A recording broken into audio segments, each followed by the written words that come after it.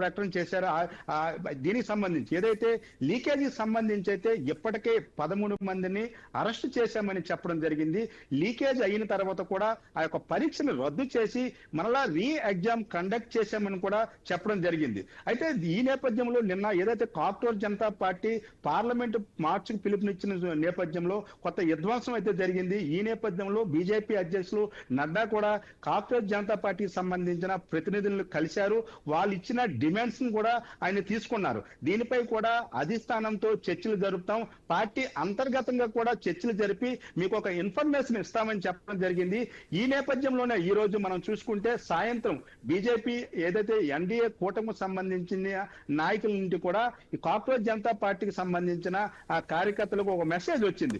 ఏదైతే మీతో మేము చర్చలు జరపడానికి సిద్ధంగా ఉన్నాము, మీ డిమాండ్స్ పై కూర్చొని మాట్లాడదాం అని చెప్పడం జరిగింది. అయితే అంతా సద్గుణంగా అయింది అనే నేపథ్యంలో కాంగ్రెస్ పార్టీ దీనిని మళ్ళా స్టాండ్ తీసుకునే పరిస్థితి కనిపిస్తుంది. ఎందుకంటే నిన్న ఈ రోజు పార్లమెంటులో ఒకే అంశంపై చర్చకు పట్టుబట్టింది కాంగ్రెస్ పార్టీ, అదేవిధంగా ఇండియా కూటమికి సంబంధించిన కూటమి నాయకులు కూడా. అయితే దానికి సంబంధించి చర్యలు తీసుకున్న తర్వాత పదే పదే వాటినే ప్రస్తావించడం ఏంటని దీనిపై కిరణ్ రిజిజు కూడా స్పందించడం జరిగింది కేంద్ర మంత్రి. అయితే ఈ రెండు అంశాలపై కూడా ఇంకా మంకు పట్టని కాంగ్రెస్ పార్టీ ఇండియా కూటమి ఈ రోజు సాయంత్రం 2 సభలు కూడా వాయిదా పడిన తర్వాత పాదయాత్రగా ఒక్కసారిగా ఎవరు ఊహించని స్థాయిలో ప్రధాని నరేంద్ర మోడీ ఇంటి ముట్టడికి బయలుదేరి వెళ్లడం, ఇంటి దగ్గర చేరుకోవడం కూడా జరిగిపోయింది.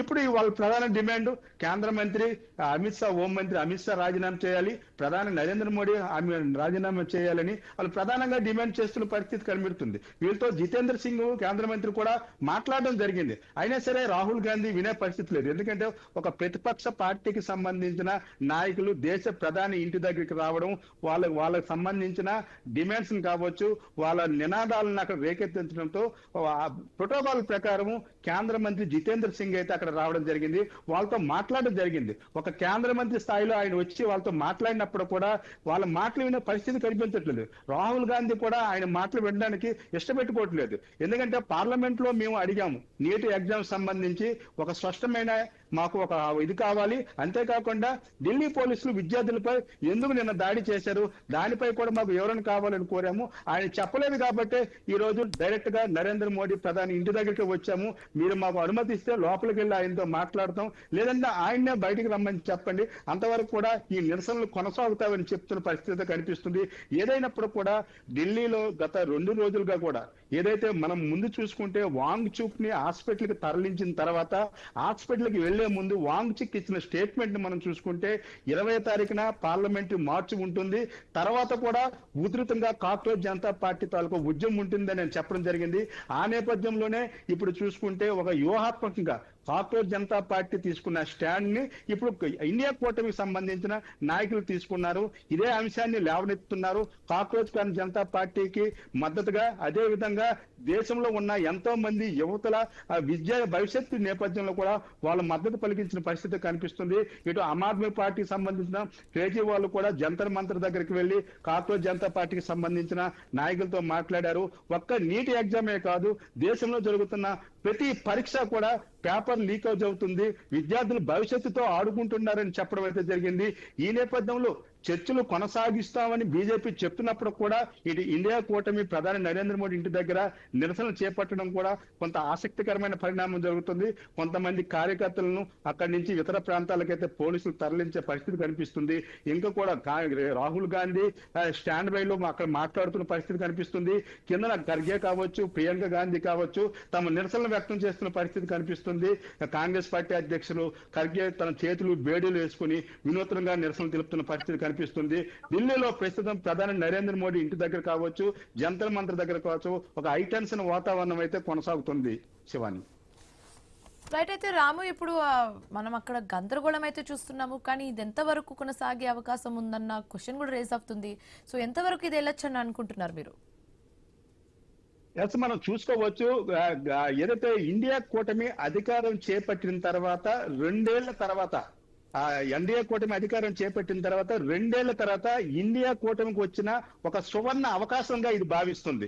ఎందుకంటే కాక్రోచ్ జనతా పార్టీకి సంబంధించిన నిన్న జరిగిన పార్లమెంట్ మార్చ్ అనేది ఒక విధంగా సక్సెస్ అయ్యింది. కార్పొరేట్ జనతా పార్టీకి సంబంధించి దేశవ్యాప్తంగా చర్చ జరుగుతుంది. ఈ నేపథ్యంలో ఇది ఒక సువర్ణ అవకాశంగా రాహుల్ గాంధీ దీన్ని తీసుకొని ఒక అడుగు ముందుకేసి దేశ ప్రధాని నరేంద్ర మోడీ ఇంటిని ముట్టడి చేశారు. అంటే ఇది ఒక పక్కా ప్రణాళిక ప్రకారమే జరుగుతుంది.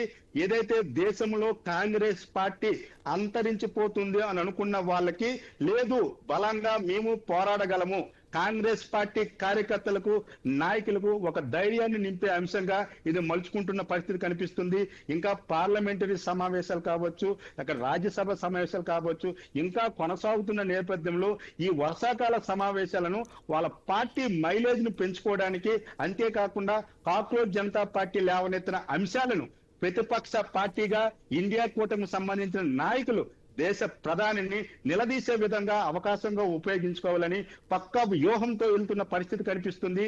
ఈ యొక్క నిరసనలు అనేవి ఈ రోజుతో జరిగిపోయే అంశం అయితే కాదు, ఇది కంటిన్యూ అయ్యే పరిస్థితి కనిపిస్తుంది.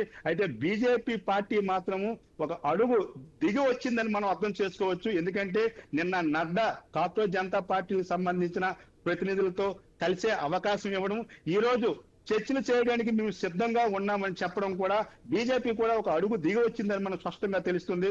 ఎందుకంటే ఈ యొక్క కాక్రోచ్ జనతా పార్టీకి సంబంధించిన విద్యార్థుల తాలూకా నిరసనను ఇటు ఇండియా కూటమి తమకు అనుకూలంగా మార్చుకుంటుందన్న నేపథ్యంలో కాక్రోచ్ జనతా పార్టీకి సంబంధించిన నాయకులతో చర్చలు జరిపి అక్కడితో అది ముగించే విధంగా వ్యూహం రచిస్తుంది బీజేపీ ఎన్డీఏ కూటమి అయితే దీనిని తనకు పాజిటివ్ గా మార్చుకొని ఇండియా కూటమి అయితే ఈ నిరసనలను ఇప్పుడే తగ్గే పరిస్థితి అయితే కనిపించట్లేదు. దేశవ్యాప్తంగా ఇండియా కూటమి కోసం ఒక చర్చ జరగాలి, జన్జీ కిడ్స్ ఇండియా కూటమి వెంటే రావాలి అనే ఒక నినాదంతో అయితే ముందుకు వెళ్తున్న పరిస్థితి అయితే కనిపిస్తుంది. అయితే పోలీసులు అయితే మరికొంతసేపు వేచి చేసి వీరందరినీ కూడా తరలించే ప్రయత్నాలు కూడా సిద్ధమయ్యారని మనకైతే అందుతుంది. అయితే రాహుల్ గాంధీ మీడియాతో మాట్లాడతారని ఇంతవరకు అన్నారు, కానీ అలాంటి పరిస్థితి అక్కడ కనిపించే పరిస్థితి కనిపించట్లేదు. రాహుల్ గాంధీని అదేవిధంగా ఖర్గే, ప్రియాంక గాంధీలను కూడా అక్కడి నుంచి బలవంతంగా తరలించే పరిస్థితి కూడా మనకు కనిపిస్తుంది. ఏదైనప్పుడు కూడా ఢిల్లీ మాత్రం గత 2 రోజులుగా గందరగోళ పరిస్థితులు, యుద్ధ వాతావరణం తలపించేలా ఉంది. ఇరు పార్టీలకు సంబంధించిన నాయకులు వాదనలు, వాదోపనాలు అటు పార్లమెంటరీ రాజ్యసభ లోపల ఎలా జరుగుతుందో బయట కూడా అంతే స్థాయిలో ఉధృత వాతావరణం అయితే కొనసాగుతుంది. దేశ నలుమూలల నుండి కూడా చాలా మంది విద్యార్థులు కూడా ఢిల్లీ చేరుకుంటున్న పరిస్థితి అయితే మనం చూస్తున్నాము. Shivani, right, thanks for the updates Ramu.